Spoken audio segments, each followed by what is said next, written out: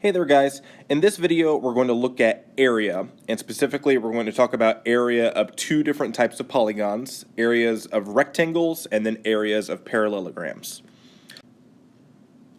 The area of a figure is the number of unit squares needed to cover the figure.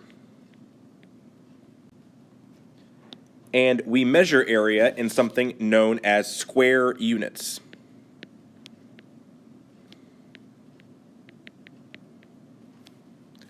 So imagine a chessboard or a checkerboard. If you're in the game day option, then maybe you've played chess or checkers in that option. But on one of those boards, you know that the entire board is covered by squares that are all the same size. So the number of squares that it takes to cover a chessboard would be its area. So for instance, if I had a board like this, if I counted the number of squares on this board, I would find that there are 4, 5, 6, 7, 8, 9, 10, 11, 12, 13, 14, 15, 16. 16 squares means that that board would have an area of 16 square units. Okay, and oftentimes we put in place of units inches or feet or centimeters, whatever we're measuring in. But area is always measured in square units. Okay, and that is defined by however many pieces it takes to cover the entire figure. So if we look at a rectangle, we can find the area of a rectangle by using the formula area equals length times width. Or if we're using variables, A equals L times W. The L standing for the length and the W standing for the width. This is a formula that you need to have memorized, okay, and you need to be able to use this formula throughout the rest of the unit. So let's look at example 1 here. We have a rectangle drawn and the sides are labeled with a width of 3 centimeters and a length of 8 centimeters. So first of all, I want you to visualize what it means to find the area of this rectangle. So again, if I were to divide this rectangle into unit squares or tiles, then because there are 8 centimeters across the length of this rectangle, then you can think of this as being split up into 8 columns. There's 1, 2, 3, 4, 5, 6, 7, and 8. And imagine each of these columns measures 1 centimeter wide. So that's why there's 8 columns, each measuring 1 centimeter wide. Then imagine we split this up into rows. Because the width of this rectangle is 3 centimeters, I would have 3 rows. So here's 1 row, 2 rows, and 3 rows. So each of these little squares, these little tiles, measures 1 centimeter by 1 centimeter. So each of these little tiles, we would say, is equal to 1 square centimeter. 1 square centimeter. So if you count the number of tiles in this rectangle, now that I've created, how many tiles are there? There are 1, 2, 3, 4, 5, 6, 7, 8. There are 9, 10, 11, 12, 13, 14, 15, 16, 17, 18, 19, 20, 21, 22, 23, and 24. 24 total square centimeter tiles in this rectangle. And so that means that the area is equal to 24 square centimeters. Now, the reason we have this formula that we looked at the top is because it's a lot easier to find the area of a rectangle using the formula as opposed to counting the number of tiles in the rectangle. Okay, but you should know that's what we're really finding when we use the formula. So to use this formula, we take the length of the rectangle, which is 8 centimeters, times the width of the rectangle, which is 3 centimeters. And if we multiply those together, we're going to get the same answer as if we had just counted the number of tiles. 8 times 3 is equal to 24.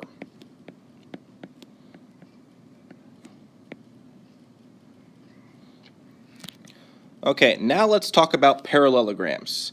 For any parallelogram that is not a rectangle, remember rectangles are considered parallelograms.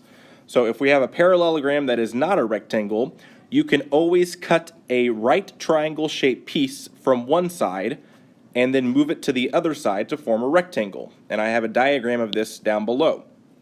So look at this parallelogram that I have drawn here on the left. If we were to cut off the right part of this parallelogram to form a right triangle, so I'm talking about this piece right here. If we were to cut that piece off and then move that piece over to this part of the rectangle so that it goes here, then we get this figure on the right. We get a rectangle. Okay, we've just taken the right piece and moved it to a different part of the parallelogram to make a rectangle. Notice I have a few different parts of the parallelogram labeled in these diagrams. This bottom part here I'm calling the base.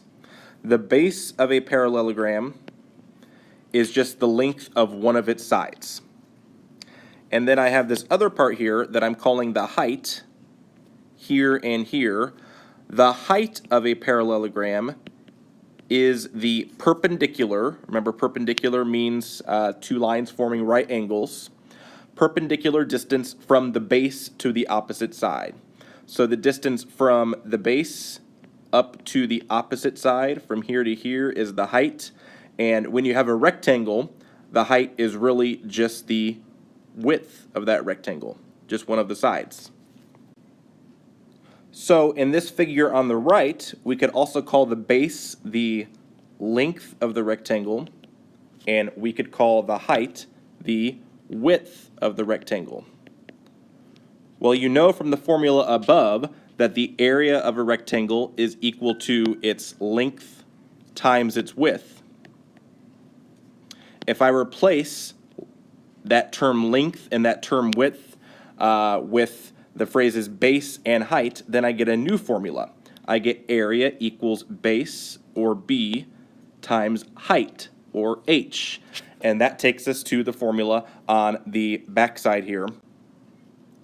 And that takes us to the formula on the back side here, the area of a parallelogram. So the area of a parallelogram is equal to its base times its height, or area equals B times H. So now we're going to apply this formula to example 2 below, which asks us to just find the area of the parallelogram. So in this parallelogram, the base is equal to 6 2/3 centimeters. The height, which is the measure from the base to the opposite side, is equal to 3 1/3 centimeters. So to find this area, I'm going to use my formula, area equals base times height. And now I'm going to substitute 6 2/3 in for the base. And I'm going to substitute 3 1/3 in for the height. So I need to take 6 2/3 times 3 1/3. We're multiplying mixed numbers here, so I need to change those to improper fractions. 6 2/3 becomes 20 over 3. 3 1/3 becomes 10 over 3. So I have 20 thirds times 10 thirds. If I multiply these together, 20 times 10 over 3 times 3, I get 200 over 9. If I convert that back to a mixed number, divide 9 into 200, 9 will go into 222 times, and I have a remainder of 2. So this becomes 22 2/9 as a mixed number. So that means that the area of this parallelogram is 22 2/9 square centimeters. Okay, finally, let's look at example 3. In this example, Tisha and Justin are using 4 feet by 8 feet plywood sheets to build a rectangular stage for an outdoor concert. If the area of the stage is 200 square feet, what is the least number of sheets they need? Okay, so in order to solve this problem, the first thing we need to do is figure out what is the area of a single plywood sheet. So how do we find the area of a rectangle? Because that's what a plywood sheet is. It's in the form of a rectangle, like this. One side is 4, the other side is 8. Well, we would take our formula, area equals length times width, and we would substitute in 8 for our length and 4 for our width.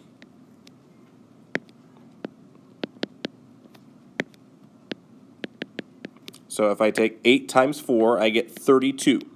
So the area of one of these plywood sheets is equal to 32 square feet. And so now I'm going to compare that to the area of the entire stage, because they're using these sheets to cover up the entire stage. The area of the stage is 200 square feet.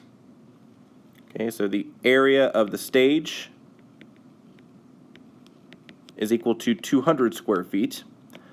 So if each plywood sheet covers 32 square feet, how many do I need to cover 200 square feet? Well, to find that answer, I need to divide. So now I'm going to divide the area of the stage, 200, by the area of a plywood sheet, 32, and that's going to tell me how many sheets I need to cover the whole stage. So 32 will go into 200 6 whole times, and then if I multiply, I get 192 here. Subtract, I get 8 left over, so I get 6 and 8 30-seconds, or that reduces to 6 1/4. So this tells me that 6 plywood sheets is not going to be enough to cover the entire stage. Okay, so I need 6 1/4 sheets, so I really need, if I round this up to the nearest whole number, I really need 7 plywood sheets to cover this stage.